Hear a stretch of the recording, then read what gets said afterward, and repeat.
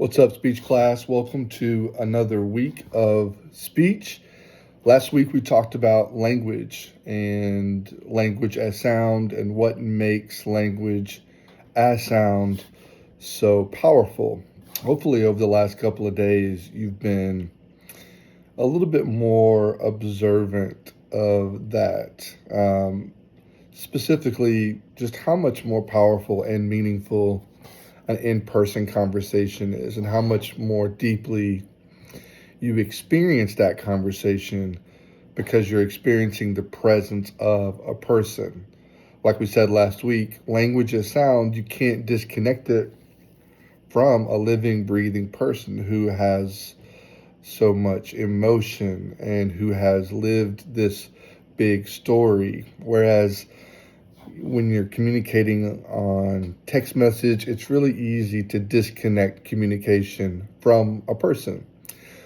This is partly why people online on social media, it's so much easier to be unkind, because you don't see the person, you don't see the effect. There's no presence there. So sometimes we forget that there is somebody on the other side of those words on our phone. But either way, hopefully, I just want to encourage you, based on that lecture last week, to have big conversations in person. To have as many conversations you can have in person, because there's going to be a more profound effect. There's going to be a deeper sense of connection. And so last week I talked about how we're going to segue into storytelling. Now, this is a speech class, but most of speaking in public, speaking in small groups or in large groups or just friend groups, a lot of it revolves around storytelling. And storytelling is everywhere in our lives, isn't it? We are entertained by stories through television shows, Netflix shows, through movies, through short videos, short reels. Stories make us feel connected to friends and family because we share stories back and forth, right? That's most of our conversations are stories. Think about in what way do you grow in your friendship with somebody or a romantic relationship? Usually it's through the sharing of stories. So stories are the building blocks of friendships and relationships. And when somebody asks us how we're doing, usually we respond with a story. It's how we explain mental, emotional, physical, spiritual, that those different selves to others. So really, stories are fundamental to how we make sense of our own lives. But what's interesting, as frequently as we engage with stories, what's interesting is that it's probably more difficult for you than you realize to explain in one sentence what a story is. So there are lots of definitions of stories, and many times when I ask somebody to give me a definition of a story, they say elements of a story. They'll give me things like conflict, climax, characters, and all of those things are definitely part of a story. But for the sake of this class, we're going to the core structure of a story. We're going to define it this way. It's about a person who wants something, but must overcome something to get it.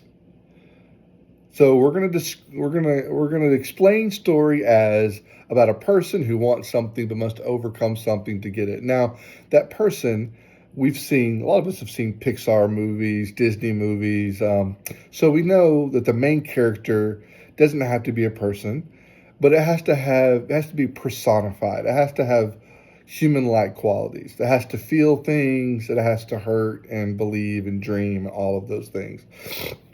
So within this story structure, there are challenges and there are complications, right? Our character wants something, right?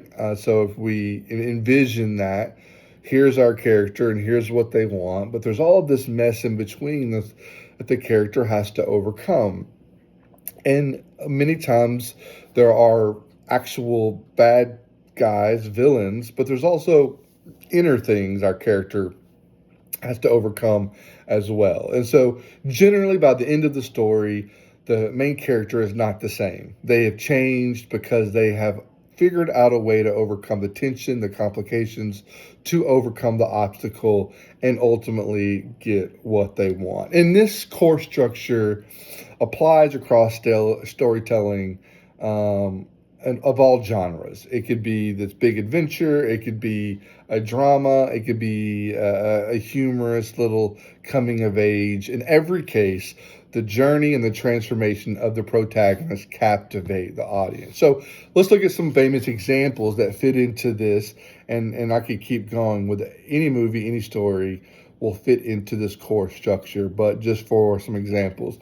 In The Wizard of Oz, we've got Dorothy. She wants to return home to Kansas, but she must overcome the Wicked Witch of the West and navigate a strange magical land to achieve her goal. Right? Main character is Dorothy. She has to overcome these things in order to achieve her goal. In the movie Rocky, all 25 of them, Rocky Balboa, he wants to prove his worth as a boxer, but he has to overcome this self-doubt. He's just like this middle of the road guy from Philly. There's nothing special about him.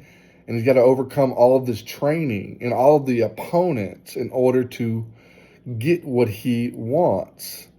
In The Lord of the Rings, we've got Frodo, and he wants to destroy the ring and save Middle Earth, but he's got to overcome all of these dangers. He's got to overcome the corrupting power of the ring itself and his own physical and emotional limitations. And then one of my favorite book series by C.S. Lewis, The Lion, Witch, and the Wardrobe, got these siblings who stumble upon this amazing world through a wardrobe, and they want to free Narnia from the White Witch, but they got to overcome their own fears, and they have to overcome betrayal in their own group, and they have to overcome the witch. So I can keep going. In all of these, there's a physical thing they have to overcome, but there's also all of these mental and emotional things they have to overcome as well. So each of those stories I just explained, and almost any other story, follows a very similar pattern of a character desiring something, struggling to get it, and then transforming as they go through that conflict. And they're all going to resonate differently because every story has a unique setting and it has unique characters, and the emotional stakes are different. But the fact remains, a story is about a person who wants something but must overcome something to get it. So, what is happening? We've already established that storytelling is pervasive. It's how we build relationships. It's the essence of who we are as humans. We're entertained by them. We use stories to explain our mental, emotional, and spiritual states. We use stories to build relationships. We even use stories to make sense of our own lives. So why? Where is the power of a story? Well, there's a lot of research on this. There's some research that I've been doing the last 6, 7 months. There is a theory called the narrative transportation theory, developed in the early 2000s by Green and Brock, and they wrote a paper on this. And what they said was, I think we would all agree, that what happens when we engage with the story is that we become transported. Right? We're transported from the real world to the world of the storyteller. It's almost like an out-of-body experience.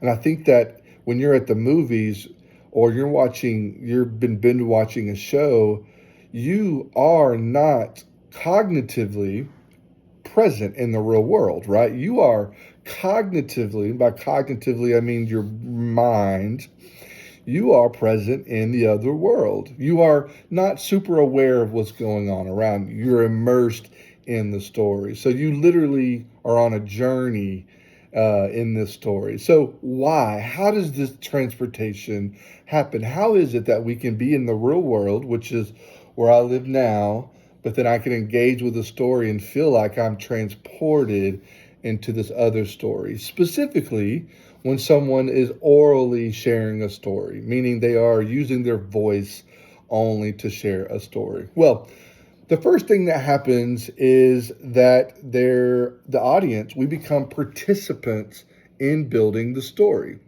When someone shares a story orally, the audience has just one connection to that story, and that's the audible version of that story. We don't have a screen, we don't have anything we can look at, right? So every bit of the story is coming to us from sound. So we have to engage deeply. So we're listening, we're experiencing, remember last week, the sounds, vibrations, we're experiencing this story. And so what happens usually is that we subconsciously become participants in the story. We literally become active in building out the world of the storyteller. We are the one populating their world with colors, with streets and buildings and faces and ideas. The storytellers gives us just enough detail, and then we do the heavy lifting of creating the world, right? And we do this subconsciously. If the storyteller says, across the mountainous landscape, a clown chased me, unrelenting in his pursuit. You instinctively, if I was telling the story and you were engaged already, you instinctively create an image of the mountains and the clown, right? Not because I described them in detail, but because your imagination filled in the gaps.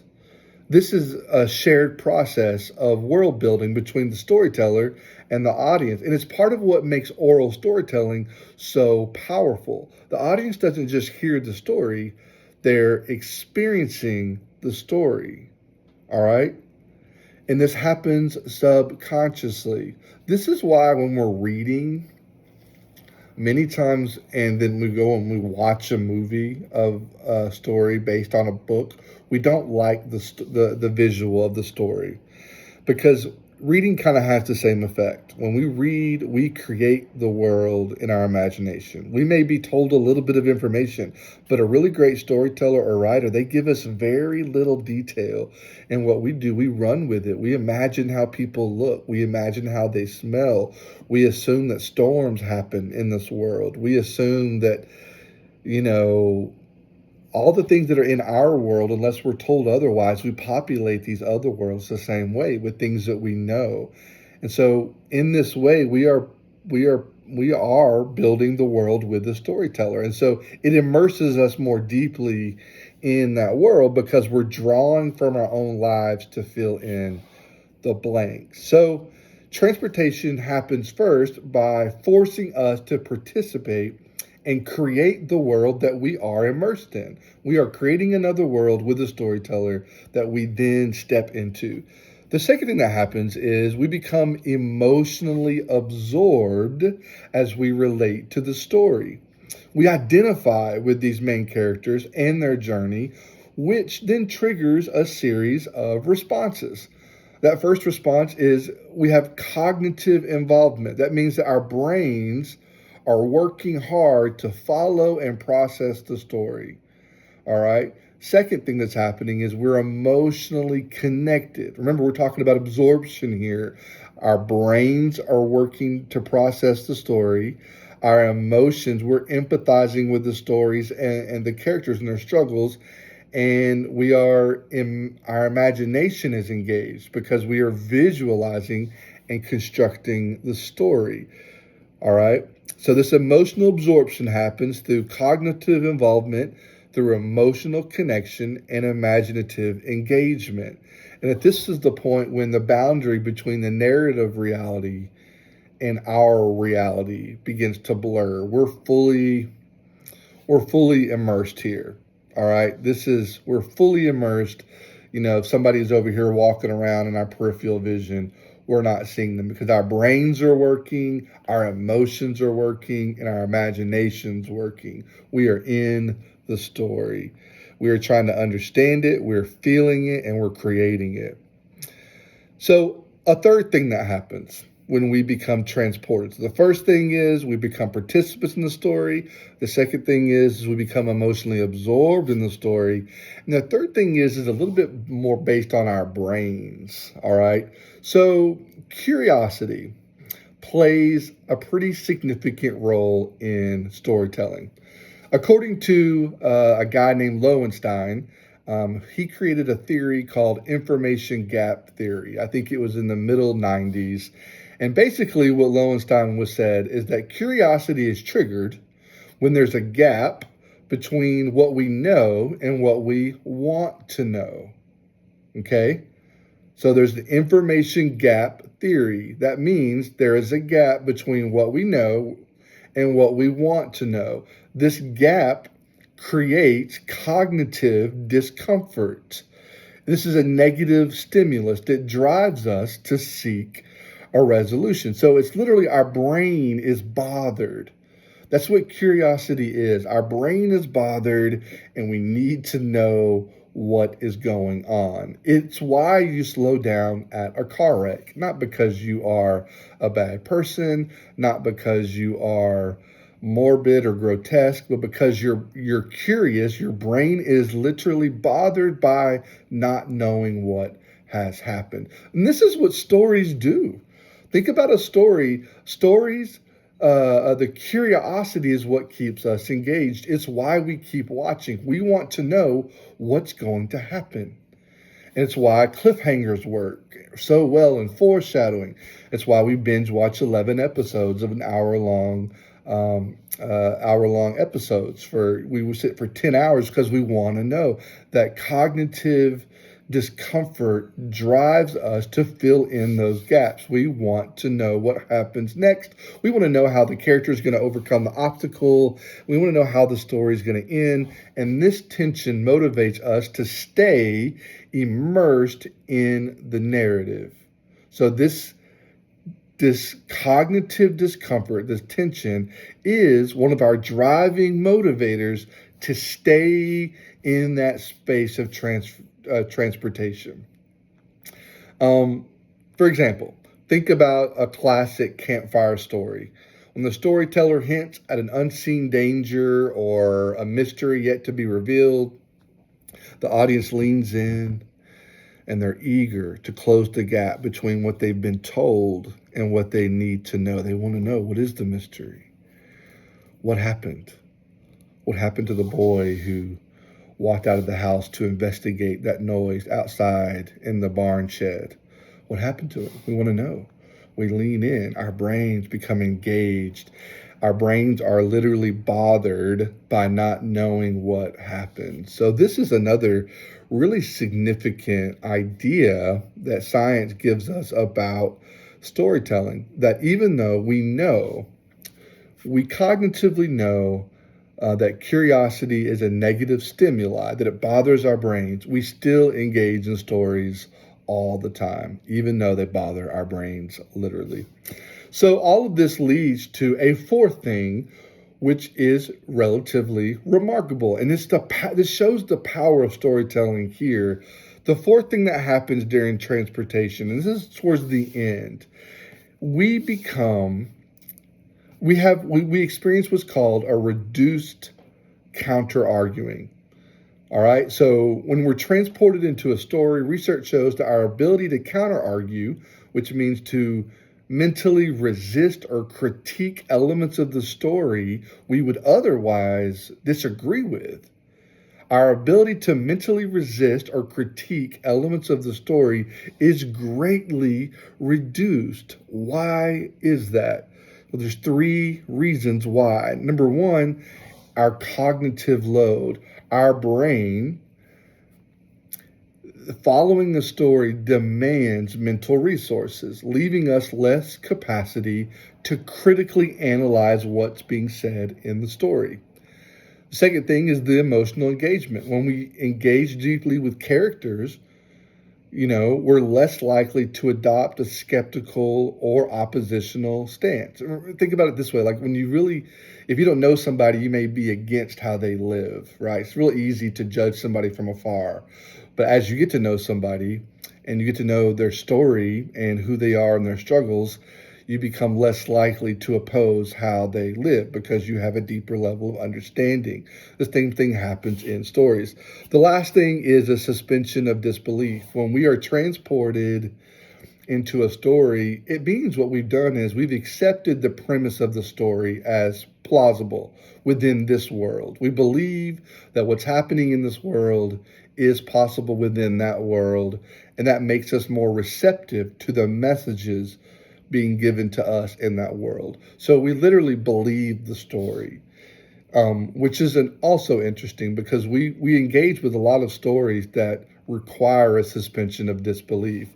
What I mean by that is think about every superhero movie. When we watch a superhero movie, we're required to suspend our disbelief, to leave it over there and believe that, hey, in this world, somebody can fly or somebody can read your mind or somebody can, snap their fingers and kill half of the universe, right? We believe those things in the story. We believe them so much so that we emotionally react to them. Sometimes we cry, right? Like think about it, the last time at a TV show or a movie where you felt tears. This is incredible, right? Because your brain knows that you're being told a story. You're essentially being lied to, and yet your body reacts with all of this emotion. It's because you have entered a suspension of disbelief. You momentarily are so deeply transported into the story that you are feeling all of the emotions as you would in if it were real life, right? So stories are powerful, right? Stories are powerful, and not only that, but they can lead to a reduction and counter arguing, which then leads to belief change and attitude change. And maybe you've experienced this on some level where you heard a story that changed your perspective on something. Maybe you heard somebody's personal story about being bullied, and maybe you were that bully and you thought, man, I can't do that anymore because you heard that story and you believed it and it changed the way you felt, right? Stories are powerful. So, what we're thinking about here, we're trying to leverage all of this, right, to tell our own stories, oral stories. That's what we're doing. That's what we're talking about here. And so, what makes these stories so persuasive? What are some things that have to happen? I guess the next question we're asking is, how do I leverage all this power, right, to tell my own stories in a way that are going to trigger these responses? Um, and there's two things really. For a story to lead to attitude and behavior change, it's going to have two qualities. And these qualities were created, or not created, but sort of uncovered by a guy named Walter Fisher in the early 80s. And he said stories have to have two things in order for people to really engage with them and for the stories to lead to behavior change. And they're really simple things, but depending on who we're talking to, we got to be careful about these things. Those two things are narrative fidelity and narrative coherence. Narrative fidelity, first of all, just means that the story must resonate with the audience's values and beliefs. All right. It has to feel true to their lived experiences. And the more true it feels to them, then the more likely they are to accept the message.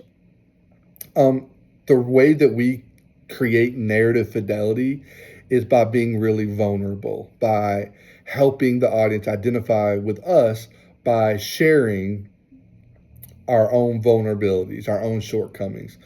Number two, narrative coherence. This just means a story has to be logical and easy to follow. Gaps in logic or inconsistencies will disrupt this transportation process, and they'll remove the audience from that transportation, right? They'll it's almost like they'll realize, oh wait, no, this isn't right. And maybe you've watched a TV show before, or you've heard somebody tell a story, and you're just going, no, that's not right. Maybe it just feels dishonest. Maybe it feels like they're trying to sell something. or it's just a straight up lie. So, fidelity, the narrative fidelity of the story has to resonate with the audience's beliefs and values. It has to feel true to them. And narrative coherent, the story has to make sense and be easy to follow. All right. So, these are the common pitfalls in our stories. And for personal storytelling, I would say the reason we aren't able to trigger transportation, which then leads to all of these different things, right? I think a lot of us are pretty good at we invite the audience to participate initially, but I think we lose people in emotional absorption because we don't feel comfortable being vulnerable. For an audience to identify with you, they need to see themselves in the story. All right. If you're too guarded or you don't give enough emotional detail, the audience isn't going to connect, and no transportation is going to happen. So this identification has to happen. You can you can get them to participate in creating the story early on, but for the emotional absorption to happen, for the reduced and counter arguing, for the curiosity to trigger, they have to care. And the only way they're going to care is if they care about you. Because at the heart of every story, it's about a human trying to overcome something. And we're all human, right? So every time we engage with a story, we're looking at how other people deal with their problems. How do they overcome grief of losing someone?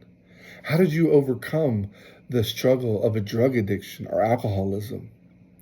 How did you overcome being a victim of some horrible crime? How did you overcome those struggles, anxiety and depression? People are confused and scared. And so when we engage with stories, what we're really looking for is answers. And we're hoping that other people who have lived through those experiences have some answers for us. And if maybe not answers, then at least hope. So I think we want to speak stories that are going to encourage people. That's why it's so important for your story to have for you to remember what's the moral of the story. Before you tell a story, what do you hope to achieve by telling the story? Do you want people to feel less alone? Do you want them to feel hopeful? Do you want to challenge them physically, spiritually, mentally, emotionally? Do you want to open their minds up to a new idea, a new perspective? You've got to decide before you begin telling the story, what do you hope to, what's the main idea you hope to relay in the story?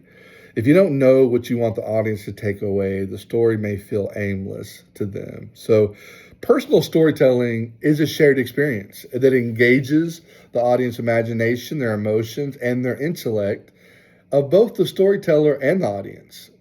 But you got to be vulnerable, and you got to create these worlds, with your vulnerability, and you have to seek to connect deeply with your audience so that you can craft these stories that will not just entertain, but they'll persuade and they'll inspire.